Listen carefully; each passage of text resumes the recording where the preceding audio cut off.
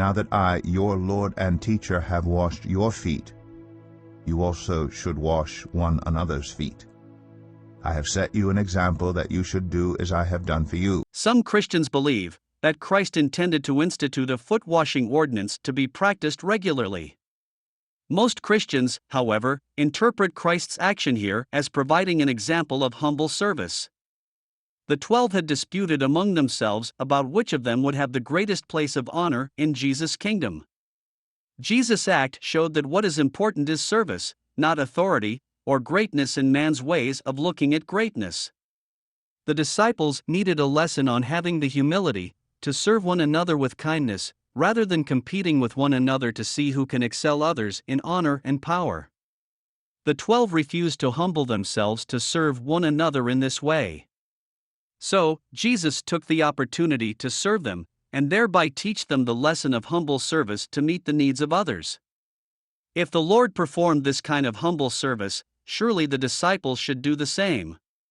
To make this a ritual in the church assembly misses the point. Compare this to Luke 10 verse 37. Which of these three do you think was a neighbor to the man who fell into the hands of robbers? The expert in the law replied, the one who had mercy on him. Jesus told him, go and do likewise. Here Jesus plainly described how a Samaritan helped a needy Jew who had been beaten and robbed. Then Jesus commanded us to go and do likewise. Just like in John 13. Was Jesus here making a church ritual out of helping people beaten by robbers? Obviously, not. He was illustrating love for our neighbor, teaching us to show care and kindness to help people in whatever their need. The application today would be that anytime others really need our help, we should be humble and kind enough to willingly serve in whatever capacity they need. We must not think we are too good to do certain tasks. Some people today may actually need their feet washed, such as elderly people, sick people, or children who cannot bathe themselves, etc.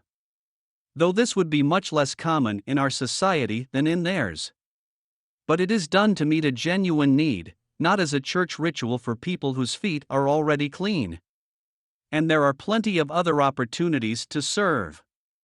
The lesson to be learned is that every Christian should be humble enough to do for others what they need someone to do for them.